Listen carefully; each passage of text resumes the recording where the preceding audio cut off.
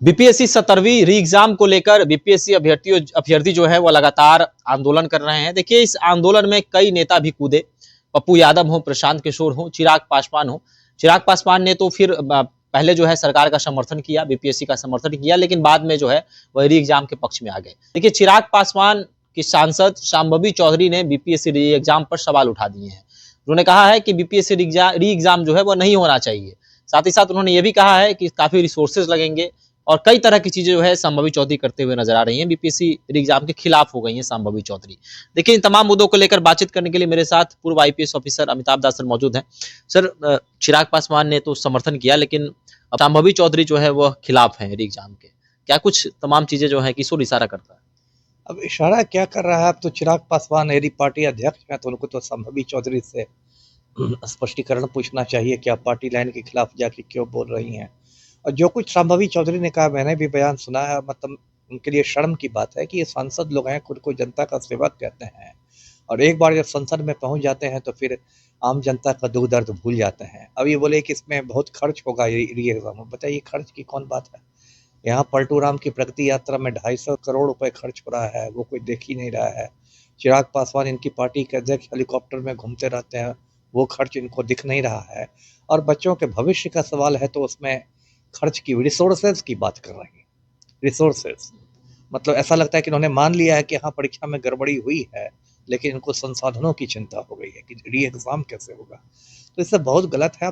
मैं क्या कहूँ, खुद तो ये शांभवी चौधरी इसमें जाके चिराग पासवान की पार्टी में जाके सांसद बन गई। अब इनके जो पति परमेश्वर हैं सायन कुणाल, उनको ये बरबीघा से विधायक बनाने के चक्कर में है ना। उसी चक्कर में जो शांभवी चौधरी के पूज्य पिता हैं अशोक चौधरी मंत्री जी, वो माफिया डॉन अनंत सिंह की भी दलाली कर रहे हैं आजकल खुलकर, अनंत सिंह के पक्ष में बयान जारी कर रहे हैं।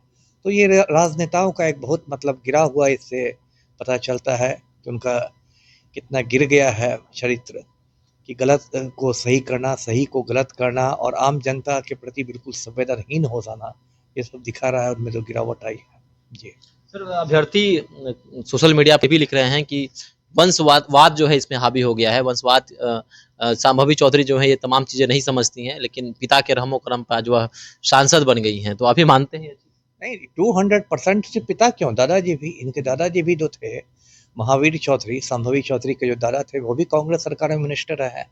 ये तो पूरा परिवार ही वंशवादी परिवार है और दल बदलू परिवार भी है ना। अशोक चौधरी पहले बिहार प्रदेश कांग्रेस के अध्यक्ष हुआ करते थे, उसके अचानक कूद के जदयू में आ गए हैं। बेटी लोजपा रामविलास में है। और एक बात मैं ये भी याद दिला दूं, बहुत लोग को नहीं पता हुआ कि शांभवी चौधरी की जो पूजनीय माता जी है नीता केसकर, उन पर सीबीआई का केस हो चुका है।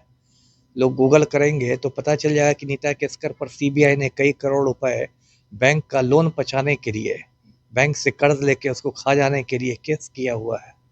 तो बहुत सारी बातें हैं जी।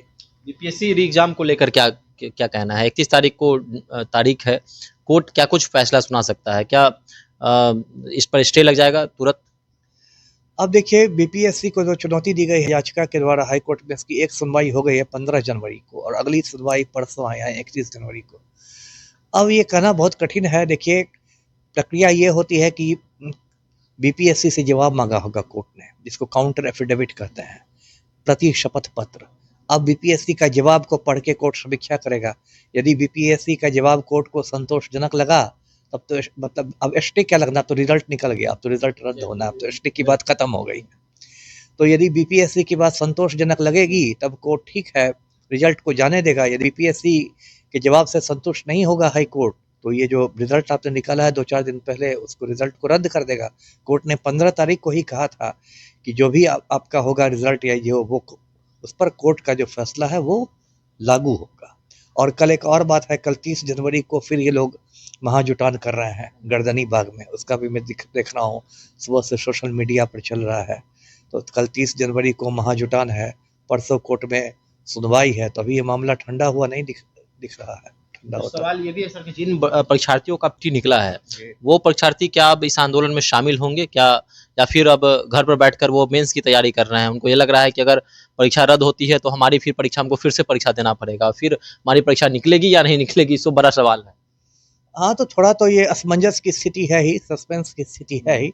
लेकिन ऐसे मैं समझता हूँ कि जिन जिन लोगों का पीटी निकल गया होगा, उन पर उनके माता पिता का दबाव होगा कि अभी आंदोलन में भाग ना लेकर तुम मुख्य परीक्षा की तैयारी करो, है ना। मतलब ऐसा जो एक मानव स्वभाव देखता हूँ, तो जिन लड़कों ने पीटी निकाल लिया होगा, उनके माता पिता का उस पर बहुत दबाव होगा। यदि वो आंदोलन में बैठे भी होंगे तो उनको वापस आने कहा जाएगा कि आंदोलन के चक्कर में नहीं पड़ो, मुख्य परीक्षा की तैयारी करो और फिर मुख्य परीक्षा निकालने की कोशिश करो। जी।